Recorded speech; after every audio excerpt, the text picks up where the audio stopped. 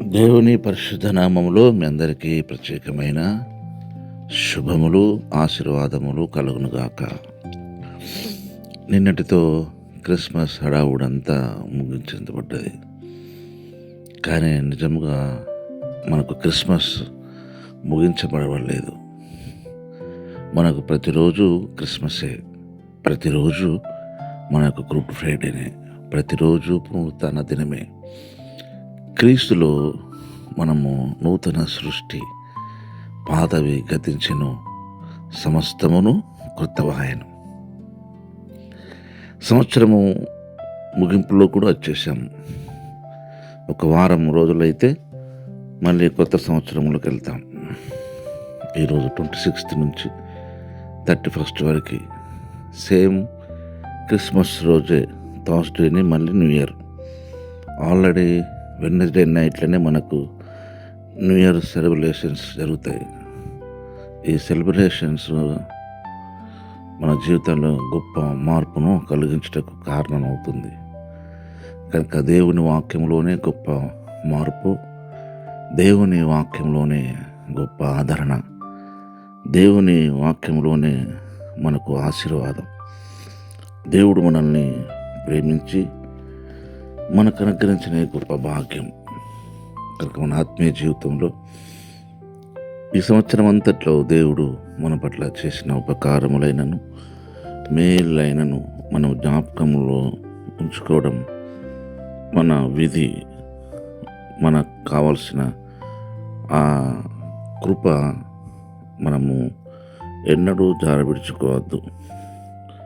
ఎందుకంటే లేఖనంలో రాయబడిన విధంగా క్రీస్తులో ఉన్నవాడు నూతన సృష్టి, పాతవి గతించెను. కనుక సంవత్సరాలు పాతవైనా, క్యాలెండర్స్ పాతవిగా అయిపోయినా, మన ఆత్మీయ జీవితంలో దేవుని వాక్యాన్ని బట్టి మనమందరము నూతనంగా చేయబడతాం.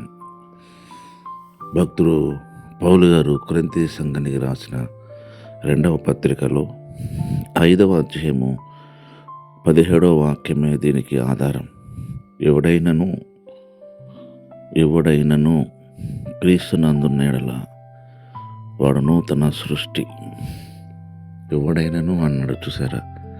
ఏ సహవాసములు ఉన్న వ్యక్తి అయినా సరే, లేదా ఎలాంటి స్టేటస్ కలిగిన వ్యక్తి అయినా సరే, లోకల్గా మనం హై స్టేజ్లో ఉండొచ్చు, లో స్టేజ్లో ఉండొచ్చు, కానీ స్పిరిచువల్గా, ఆత్మీయంగా క్రీస్తులో ఉన్నామా? క్రీస్తులో ఉన్నవాడే నూతన సృష్టి. కనుక మనం స్పిరిచువల్గా, ఆధ్యాత్మికంగా మనలో కలిగే మార్పే దేవునికి ఇష్టం. కనుక పాతవి గతించెను. ఇంకా మనలో పాత అలవాట్లు, పాత పద్ధతులు, పాత అభిప్రాయాలు, నిర్ణయాలు ఉన్నాయేమో ఒకసారి చెక్ చేసుకొని ఈ రోజు నుంచి మనల్ని మనం దేవునికి నమ్మకస్తులుగా ఉండడానికి సరిదిద్దుకుందాం, సరి చేసుకుందాం. ఈ రోజు నుంచి దాదాపు 6 రోజులు ఉన్నది మనకి.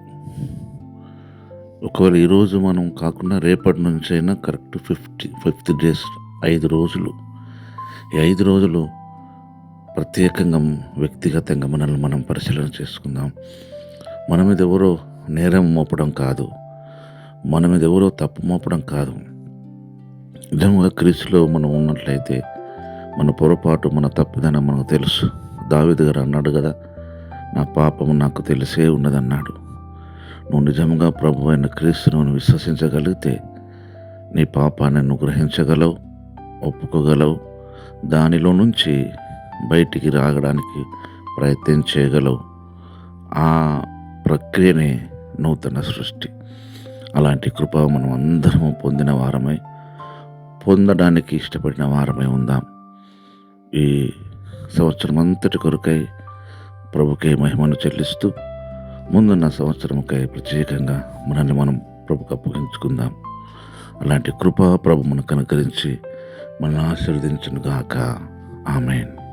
పరిశుద్ధమైన దేవ, ఈ సంవత్సరము చివరి వారంలోకి నడిపించారు. ఈ రోజు నుంచి మా జీవితంలో ఇంకా 6 రోజులు మిగిలి ఉన్నాయి తండ్రి.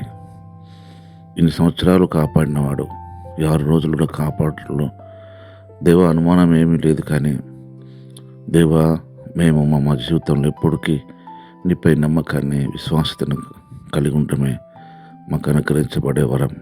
అలాంటి వరంతో నింపి మమ్మల్ని దీవించమని, సరిదిద్ది సరిచేయమని యేసు నామములోనే ప్రార్థిస్తున్నాము తండ్రి. ఆమేన్.